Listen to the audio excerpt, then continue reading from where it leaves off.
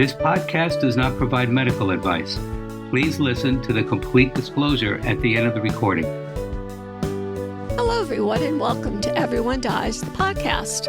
I'm Marianne Matzo. And I'm Charlie Navarrete. So please grab your beverage of choice, something yummy to snack on, and thank you for spending the next, half hour, 45 minutes, maybe a whole hour with us as we talk about a film called Still Alice. In the second half, I'm going to talk about Alzheimer's disease.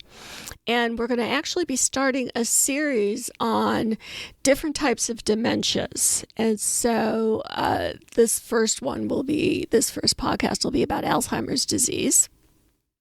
And in our third half, we're going to have another episode of Funeral Theater with a scene from Still Alice. So, Charlie, while I was reading my new book, which is called Being Dead is No Excuse, you think that when you die, that you'd at least have an excuse not to do stuff. But according to these authors, Metcalf and Hayes, being dead is no excuse not to have, like the perfect funeral and good food served and to behave yourself. So go figure that. Go figure. But, I know. So while I was reading this book, I found a recipe for something called pineapple casserole. Pineapple casserole? Which have you ever had that? I've had a pina colada. Is that similar? Not at all. Oh.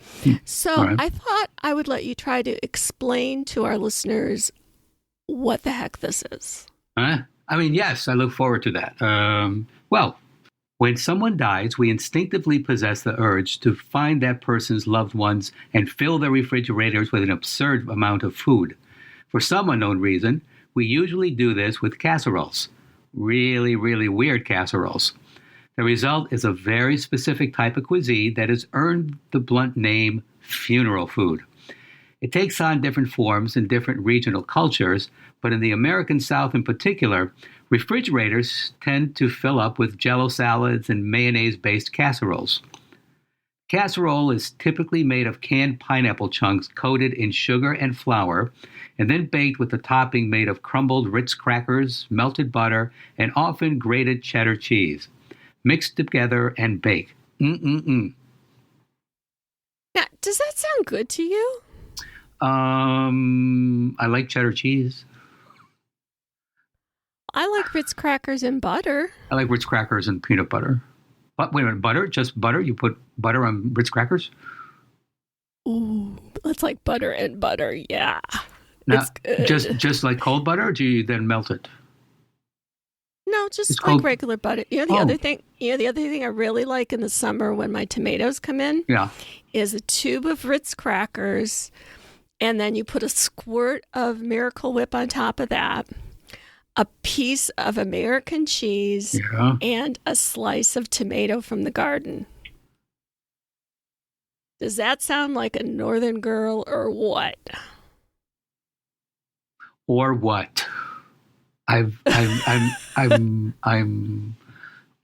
wow. Okay. I don't know why that doesn't. I am a big fan of mayonnaise, especially salad dressing. Miracle Whip. But I love Miracle Whip. Oh yeah, it's like that tanginess to it. Yes. I didn't know that there was real mayonnaise until I was like in my 20s. I always thought Miracle Whip was mayonnaise. Period. I did too. I don't know. I don't remember when I discovered it's not mayonnaise per se. I don't know, but I've always preferred Miracle Whip.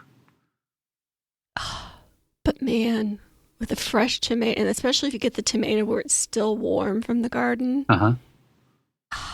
it's heaven. But I'm thinking, the more I read this recipe, I thought to myself, it might be worth making just once to see if, it could be incredibly good. It could be.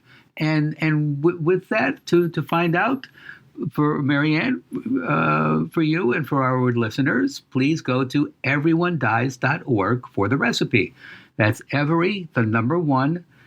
dies.org. for the recipe and additional resources for this program. We appreciate your questions and anything else you want to tell us. You can email us at mail@everyonedies.org. Again, that's with the number 1. Please join our Facebook group, Everyone Dies. That's the name of the Facebook group, and this time you have to spell out everyone. So, Everyone Dies. And please remember to rate and review this podcast. Molly, our Twitter correspondent, the most magnificent of the Magnificent Seven, is hoping you will follow us on Twitter and repost her tweets so that we stop making up names for her. Nah. I can't imagine how many Twitter retweets or whatever it is that there would have to be for us to leave Molly alone. Something with lots of zeros in it. Lots of zeros. Let's say a minimum of 5 zeros. Minimum of 5 zeros. Yeah. There we go. Yeah. All right. Okay. So that's everyone's homework. If you want us to stop making up names for Molly and look after our dear Molly, we need zeros. So, Marianne, what's next?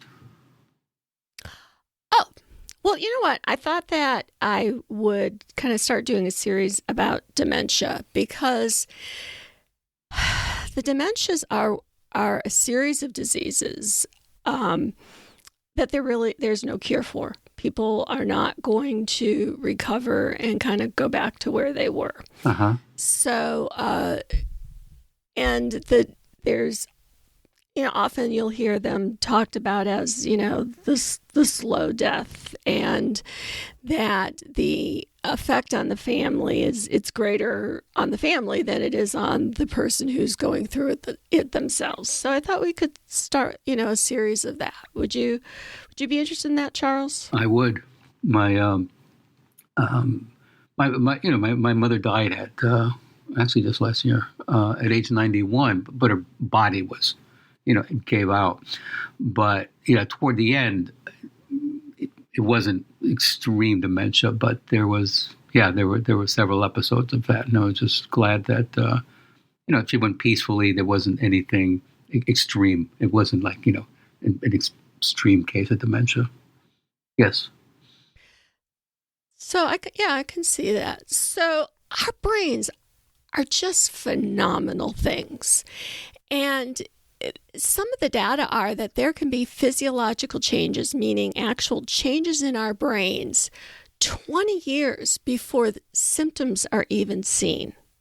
So we can lose a huge portion of our brain function before anybody even notices. That's how complex and incredible our brains are. So things There's like what? So much sorry. What? No. Well, things like, like being able to, like if one part of our brain is supposed to do something, let's say make out the Christmas cards, and that part that's supposed to do it says, oh crap, I can't remember how to do this. Another part will say, hey, I'll figure it out. And so one part will take over for the other part until the damage within the brain is so bad that neither part can do it and the Christmas cards can't be made out. That's a very simplistic example, but often when you talk with people, family members in terms of Alzheimer's disease, it'll be something simple like they couldn't figure out how to make out a Christmas card. They couldn't figure out how to write a check anymore. It's those little things that suddenly the brain says, you know what, I don't know how to do this anymore. And there isn't a backup part of their brain that's able to step in and do it. So what's the... Oh, I'm sorry. Oh no, I was going to ask then. So what's the difference between, I forgot where I leave my car keys, and what you're describing, that, you forget where, if you just become more forgetful in general. Well, let me tell you more about that. Okay. About 50% of people with dementia are not diagnosed.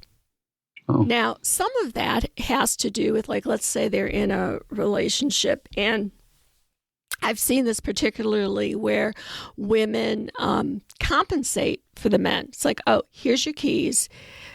Don't forget to put your shirt on. Do all these things.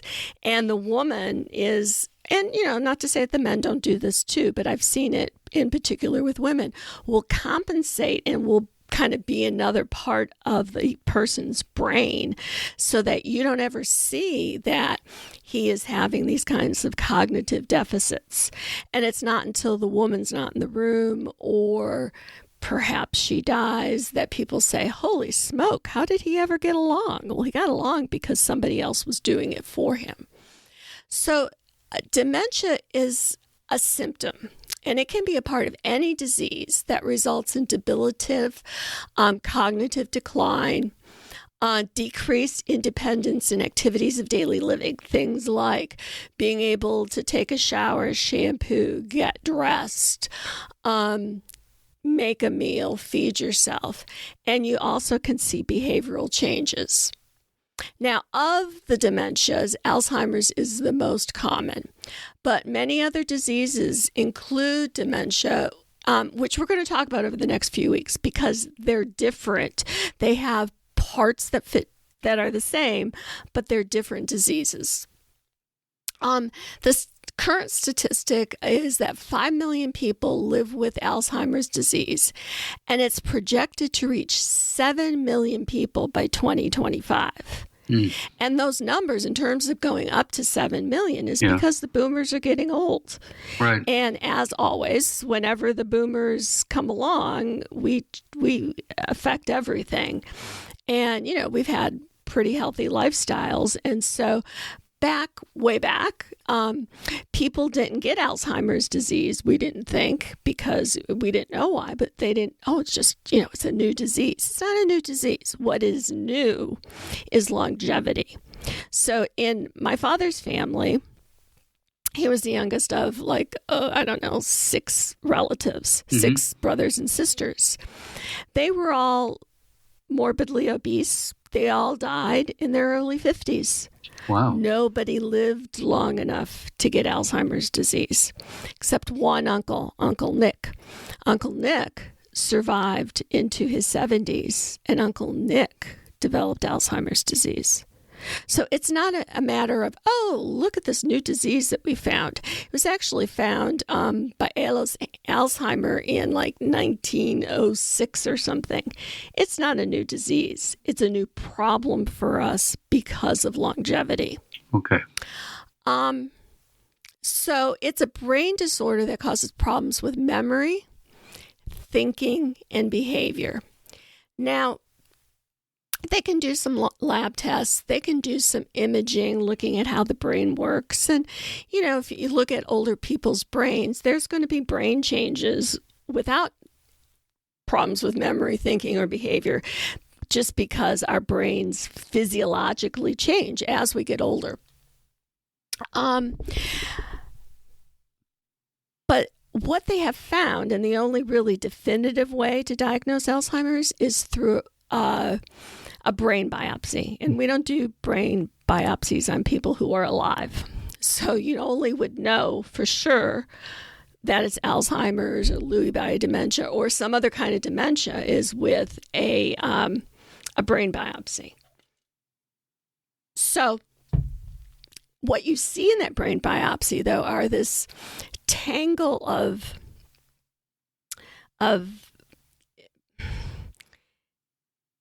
I don't know how to describe it to you. It's like the neurons get all tangled up.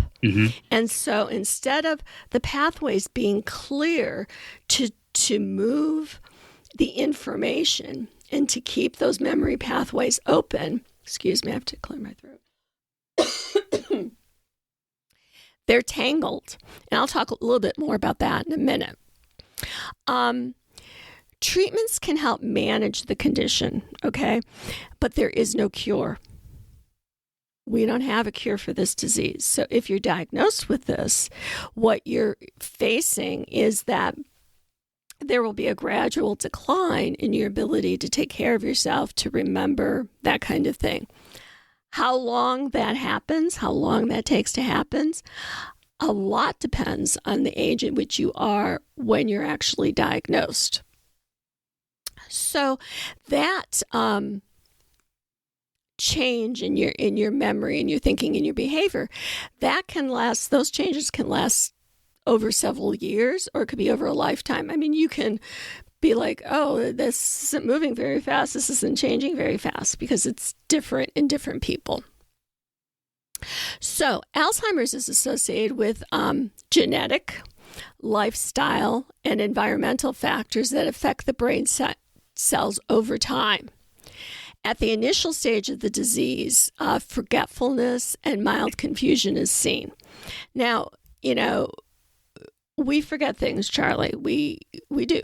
And generally we're not confused, but a lot of times I'm confused as to like what day it is. Like since I've retired, I have to really think about what day is this? It's not that I'm confused. It's just that I don't have the usual touchstones in terms of what's going on what day. Right. Yeah. But what happens over time is that recent memories also start erasing. So think about like if you have a computer and this isn't a real good example, but it's the best I got. So like when the computer was really new and you saved information, there was lots of room to save that information on the computer. Yeah. Those segments were there. The computer didn't have to put, a little bit of the information here and a little bit of the information there. It could all be together and you could find it when you needed it. And that's true for our brains.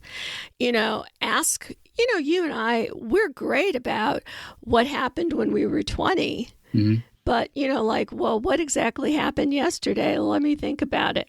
The difference is that when we were 20, we stored that information very efficiently.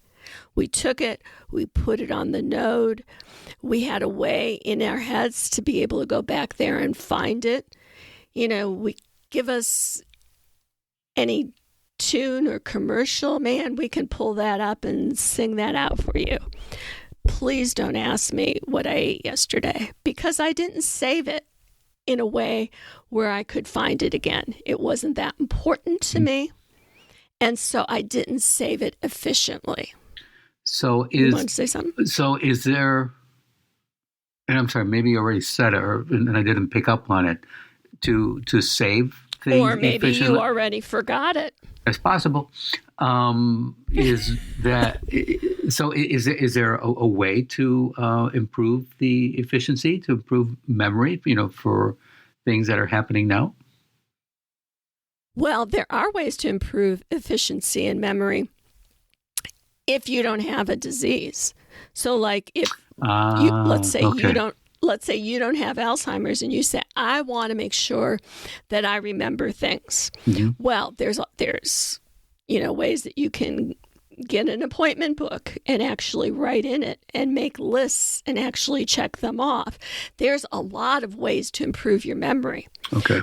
But it's like saying, could I learn how to run? Well, sure, Charlie, you can learn how to run. But if your leg is broken, you're not going to be able to. Wow. And that's how it is with Alzheimer's. Okay. Yeah. It's like, could you? Well, yeah, but something's broken here. And so it's not going to be able to work. With advanced stage symptoms of Alzheimer's, those can vary from person to person. There's no cure for Alzheimer's disease, and medication can temporarily reduce some symptoms or slow down the progression of the condition in some people. So what are the symptoms? Alzheimer's causes a gradual decline in memory, thinking, and reasoning skills. So memory is, where did I put my keys? Mm-hmm. So how could you fix that? Always put your keys on the little hangy thing, or always put them in the bowl. That's your habit. That's where it is. So in the same place. Okay. That way, when you need them. So if you're like walking around carrying them around and you put them down when you go to the bathroom, or you put them, you're not going to find them again. I don't care if you have Alzheimer's or not. You're not going to find them again. You have to develop, as we get older and as our memories changes, we have to develop better habits about if we're ever going to find anything ever again. So thinking in terms of being able to solve a problem, reasoning skills. One way we test that in patients is we'll say things like, if you found a stamped, addressed envelope on the ground, what would you do with it? So Charlie, what would you do with it? I would probably mail it. You found it. So that would be good reasoning, right? Mm-hmm. It's stamped, it's addressed, somebody dropped it, I'll throw it in the next mailbox I see it. Right. Ask that of somebody with Alzheimer's disease, and you'll get a whole long story that doesn't end up with that envelope being in the mailbox. So that's when we're talking about reasoning. So the symptoms that you see depends on the stages of the disease. So early symptoms include memory loss, misplacing items, forgetting the names of places and objects. Now, I recently had surgery, and my surgery took 5 hours.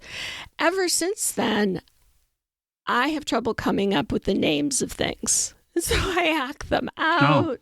I describe what they do. And,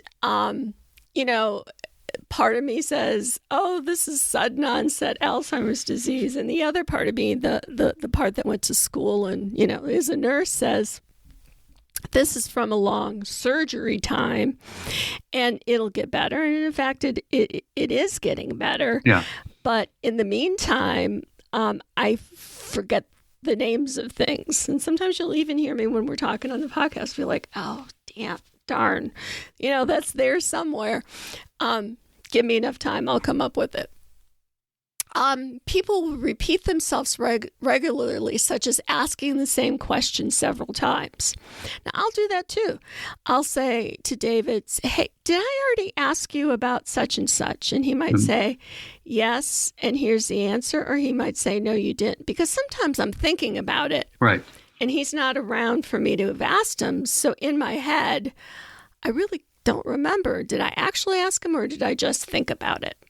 But that's kind of part of how we think. And, and sometimes then you might need to write down the questions so that you can say, next time he comes through, I need to ask him this.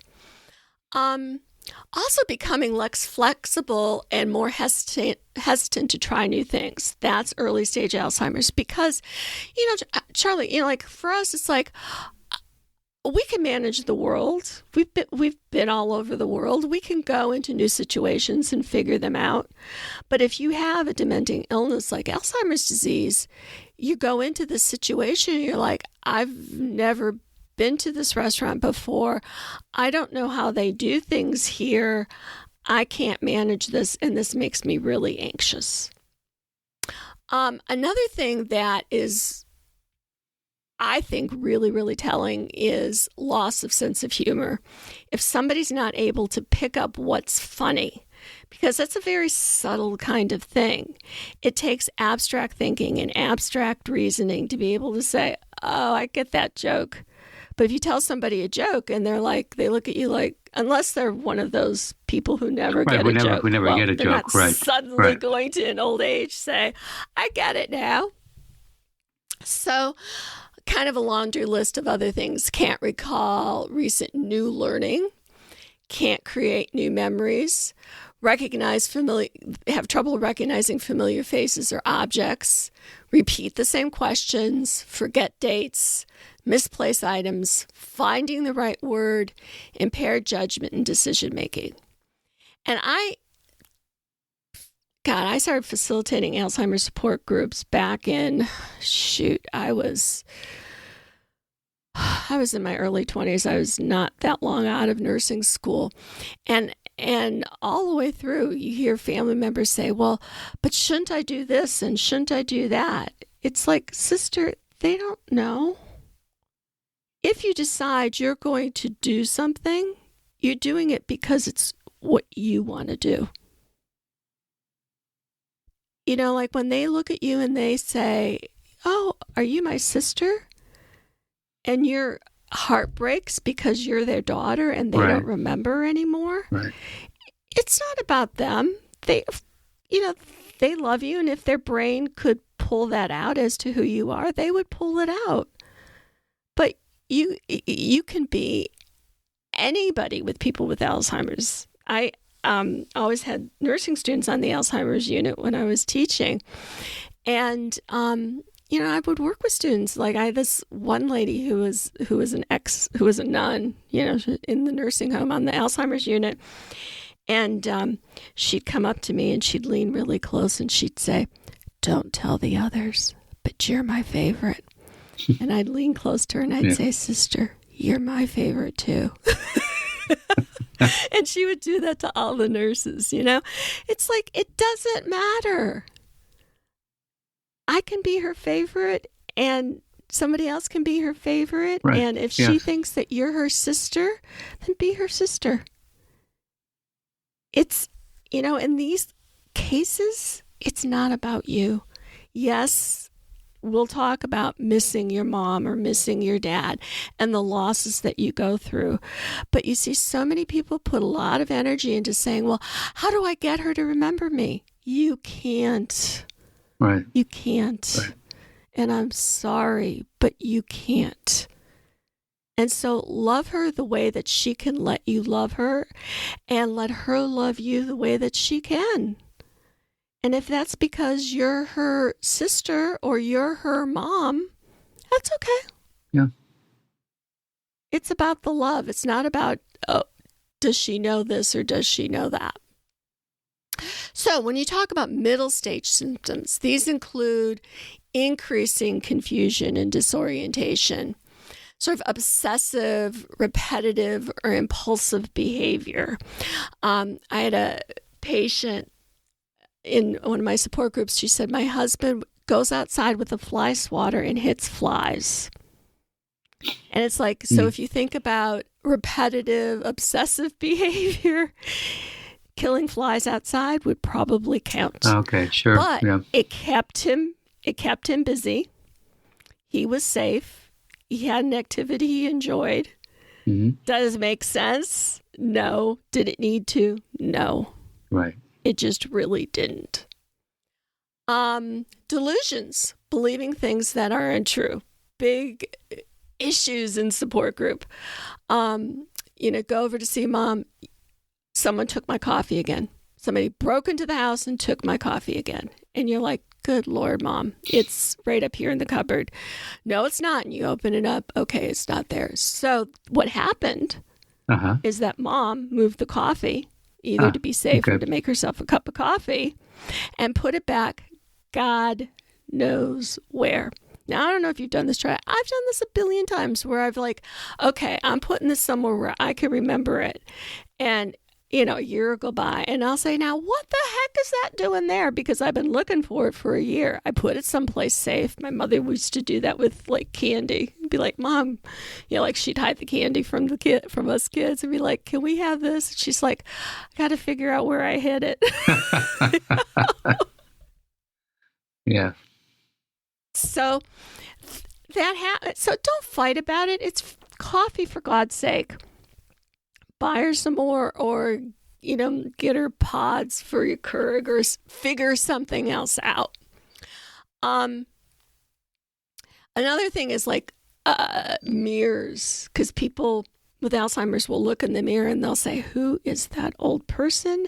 And they're going to hurt me. Get them out of my house. And you might need to take down mirrors, cover them up. Okay. Because it's them. They just don't recognize themselves. And you're not going to be able to make them recognize themselves. Show them a picture with when they got married. They'll recognize themselves, but not now. Okay. So just remove the things that are a source of difficulty.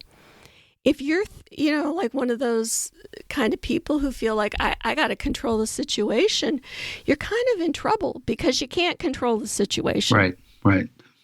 Got to kind of roll with it, be creative, and,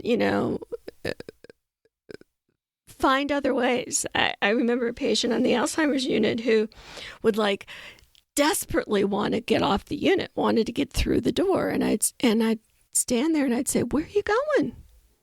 Not, oh my God, you can't go through that door, da-da-da. It's like, where are you going? She said, I have to go make lunch for my husband. Yeah. I said, ooh, that sounds good. And I put my arm around her, and she put her arm through mine, and I started we started walking the other way. I said, tell me what you're going to make for lunch. And we'd have this long conversation about what she was going to make from lunch. By the time she got back to her room, she'd forgotten that she was leaving to go make lunch. Yeah. Now, that's not going to mean that in 20 minutes she's not going to go do it again. And that, as a caregiver, is one of the things that wears you out. Because it's like, oh boy, here we go again. Because it doesn't change. And in fact, it'll only get worse. And that's part of that heartbreak of that disease. Problems with speech or language aphasia, not being able to get out at the very end stages of Alzheimer's disease. People don't talk at all. Disturbed sleep. This is one of the things that really, really makes it difficult for caregivers. What happens is the sleep-wake cycle changes so that they're awake at night and sleep during the day. Well, that's marvelous if you don't work and you can adjust your schedule to theirs. But if you're working during the day and you come home and you need to be able to sleep at night and they're up trying to cook or do whatever, that ain't going to work. And so there are certain things that kind of result in people going into a memory unit or an Alzheimer's unit. Those are wandering. These issues with sleep, not, the caretaker is not able to get any sleep, and incontinence, being, urinating, bowel or bladder, in their, pants. Those are the things that caregivers say, I just can't do this anymore. And you know what? I got to tell you that I've been with family members as they've made those decisions, and their heart is breaking over the decision to put their loved one, their mom or their dad or their husband, in a memory care unit. And once the decision's done and the person's there and they go and visit, they go, holy crap, I really should have done this a long time ago. Because for the person, they're perfectly happy. People are paying attention to them. There's people to talk to. Somebody's doing their nails. Their care is distributed over 10 people instead of it all resting on you. Honest to God, you put it off, and it is at no benefit to you and at no benefit to your loved one. So other things, middle stage, is behavioral changes, wandering, irritability, agitation, aggression. Sometimes people will, hit you, punch you, do all kinds of things. And you say to yourself, oh my God, this is the most mild-mannered person ever to have lived in the world. And now all of a sudden they're punching me. It's not, we'd always talk in the support group, it's not them, it's the disease. It's a disease, so when they say when they say ugly things, they're not saying ugly things. Alzheimer's saying ugly things. They could be paranoid delusions and depression. You can see changes in mood, frequent mood swings, anxiety, frustration, difficulty performing spatial tasks. They have trouble judging distances. How close is something? Then there's later stages. So we say there's 3 stages of Alzheimer's. Later stages is difficulty in changing position or moving around without assistance. Literally, in the end stages of Alzheimer's disease, people will kind of curl up in a fetal position in the bed, and there's not a lot of movement that goes on. Considerable weight loss, although some people might eat too much and put on weight. Gradual loss of speech, and significant problems with short and long-term memory. Current treatment approaches focus on maintaining mental function to the amount that you can, managing behavioral symptoms to slow or delay the disease.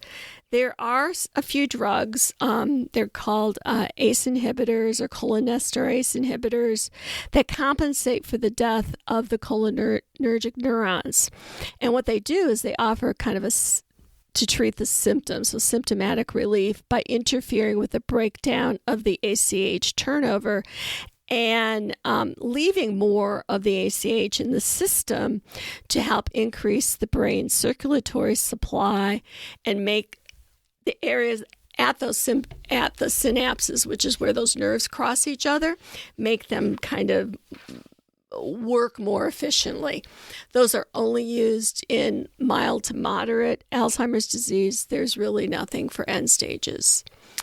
So, self-care, create a safe and supportive environment, adapt the living situation to the needs of the person with Alzheimer's is an important part of any treatment plan. Always keep keys, wallets, mobile phones, and other valuables in the same place at home. Tell you, with or without Alzheimer's, I'd suggest you do that. Mm-hmm. Develop the habit of carrying a mobile phone with location capability. Now, David's a runner. He's been running since he was in high school. And he still goes out and he runs. And he has, up until recently, refused to take his mobile phone with him because, when he was working as a general, he didn't want people disturbing him. It was his time. Right. Yeah. And, he does these hills here and he goes off beaten tracks. And I said, you know what? Honestly, I just really need you to take your phone with a GPS tracker because if you fell, we're out here in the wilderness. I said, if you fell, I'd never be able to find you. If something happened to you, I'd never be able to find you. Yeah. I've just felt really uncomfortable with the fact that there was just no way to know where he was.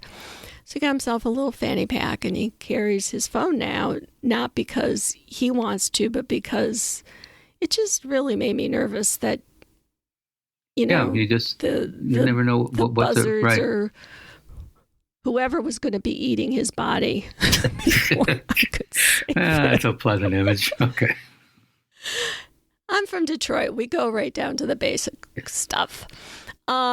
Use a calendar or whiteboard to track schedules. Check things off when things are completed. Remove excess furniture and clutter. You don't want to give people things to fall over or anything. Exercising regularly, eating healthy. So I was talking about a little bit earlier about what causes Alzheimer's. There's these amyloid plaques, which are abnormal deposits of protein that damage and destroy the brain cells. So that's one cause that affects the brain tissues and causes Alzheimer's. The other is what's called neurofibrillary tangles. My mouth's not working well. The brain cells require the normal structure and functioning of a protein called tau. In Alzheimer's, threads of the tau protein twist into abnormal tangles inside the brain cells, leading to the death of the brain cells, and that's why they don't work. And so if you kind of understand that, then you can say to yourself, I can't untangle those, and so they're not going to work. And so I need to adjust my expectations. So factors known to increase the risk of developing Alzheimer's are age. Older you are, greater chance.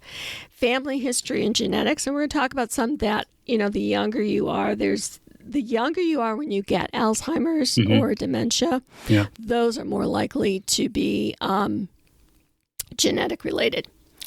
Down syndrome. Now, when we were kids, Charlie, if you had Down syndrome, you didn't make it past 20. Right. Well, now people with Down syndrome live into older age, 40s, 50s, but 100% of them will get Alzheimer's disease.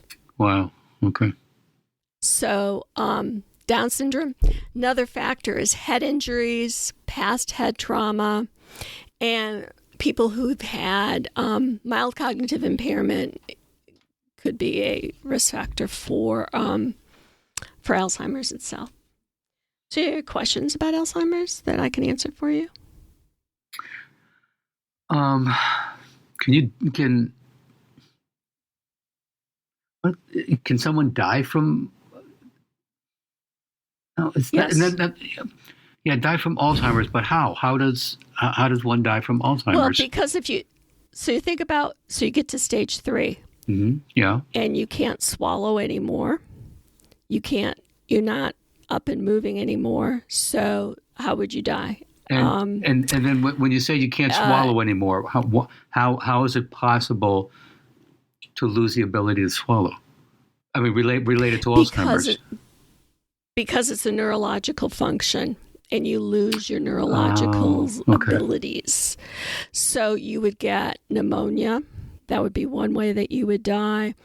Not, all the things that we've talked about, artificial food and fluids. Well, if a person's not able to eat or drink on their own, and they're allowed to die a natural death with artificial food and fluids, then that would be a way that they would die. But nutritional issues, pneumonia are I would say the primary ways that people die.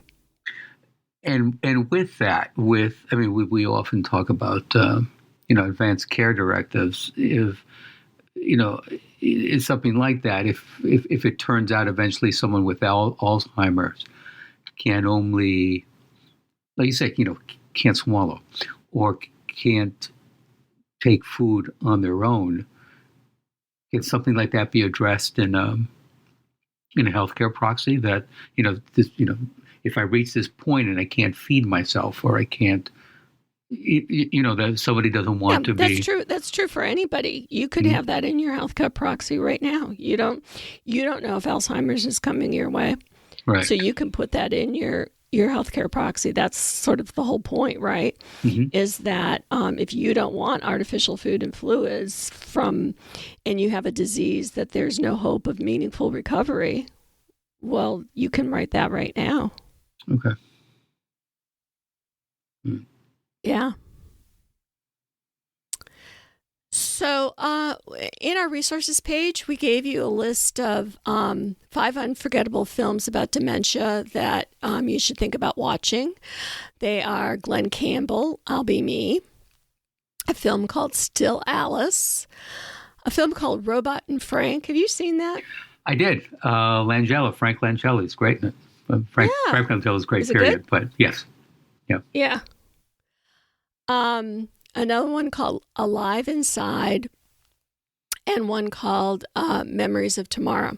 So Funeral Theater, where we put the fun in funeral, is going to do a scene from the 2014 film Still Alice. And it's a film that was adapted from a book called Still Alice. And it's a story about a woman named Alice Howland who's married, has 3 grown children. She's a renowned linguistic professor who starts to forget words. She receives a diagnosis of early onset type of dementia, and the family, and there's a genetic link, and she's got 3 adult children, and 2 of her children decide to be tested genetically to see if they have it. One of her daughters says, I don't even want to know. So that's part of the storyline. And in this scene, we're going to do some gender equality, and Charlie's going to play Alice. But in this scene, she has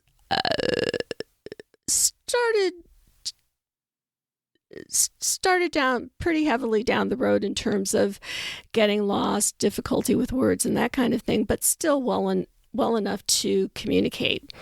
And there's an Alzheimer's conference, and her physician has asked her to do a speech about Alzheimer's disease. And so here we have from Still Alice, Charlie as Alice. I love the wig, Charlie. Looks good. Thank you very much. Thank you.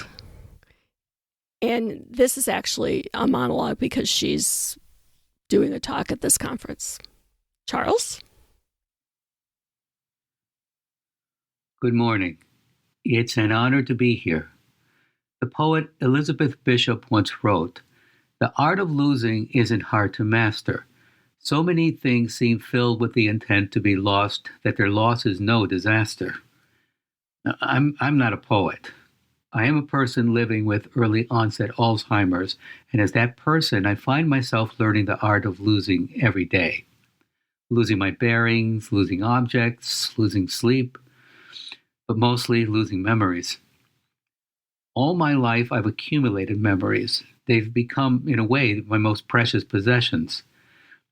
The night I first met my husband, the first time I held my textbook in my hands, having children, making friends, traveling the world. Everything I accumulated in my life, everything I've worked so hard for, now all that is being ripped away. As you can imagine, or as you know, this is hell. But it gets worse. For who can take us seriously when we are so far from who we once were? Our strange behavior and fumbled sentences change others' perception of us and our perception of ourselves. We become ridiculous, incapable, comic. But this is not us. This is our disease. And like any disease, it has a cause. It has a progression, and it could have a cure. My greatest wish is that my children, our children, the next generation, do not have to face what I am facing. But for the time being, I'm still alive. I know I'm alive. I still have people I love dearly. I still have things I want to do with my life. I rail against myself for not being able to remember things. But I still have small moments in the day of pure happiness and joy. So live in the moment, I tell myself. It's really all I can do. Live in the moment and not beat myself up too much for mastering the art of losing.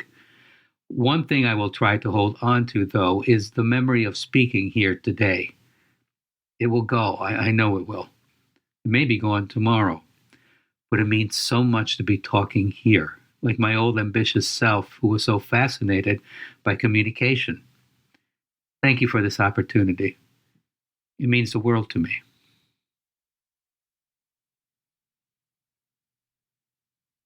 What do you take from that, having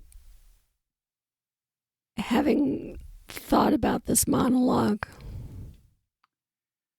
Just to see, the image I have, if you pick up a handful of sand,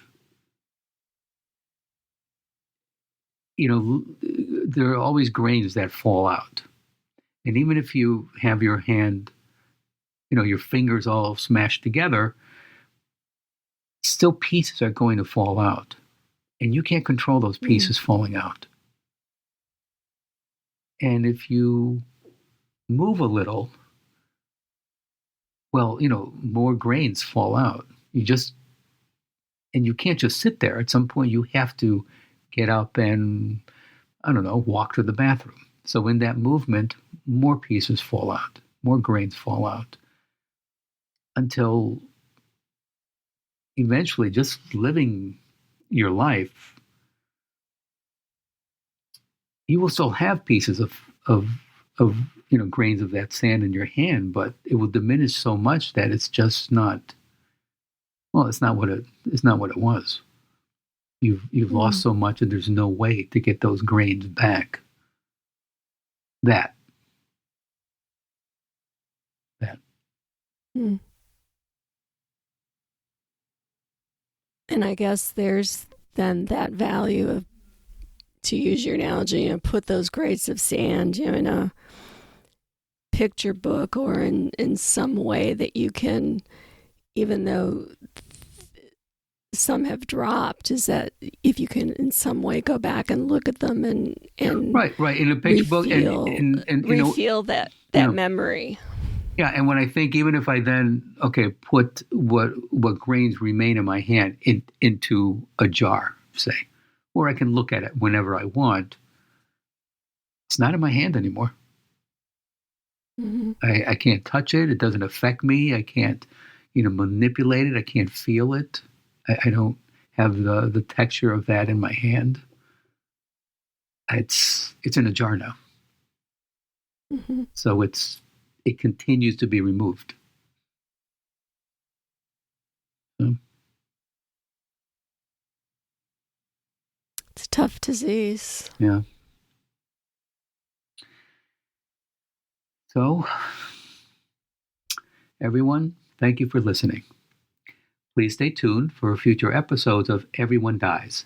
Our thanks to our executive producer, Major General Retired David Gillette, our producer, Sandy, John, our technical advisor, Tom Hartman, our administrative advisor, Molly, our Twitter correspondent, and our friends, family, and our loyal listeners who are supporting our work at Everyone Dies. This is Charlie Navarrete. And I'm Marianne Matzo, and we look forward to talking with you soon. Remember, every day is a gift. This podcast does not provide medical advice. All discussion on this podcast, such as treatments, dosages, outcomes, charts, patient profiles, advice, messages, and any other discussion are for informational purposes only and are not a substitute for professional medical advice or treatment. Always seek the advice of your primary care practitioner or other qualified health providers with any questions that you may have regarding your health. Never disregard professional medical advice or delay in seeking it because of something you have heard from this podcast. If you think you may have a medical emergency, call your doctor or 911 immediately.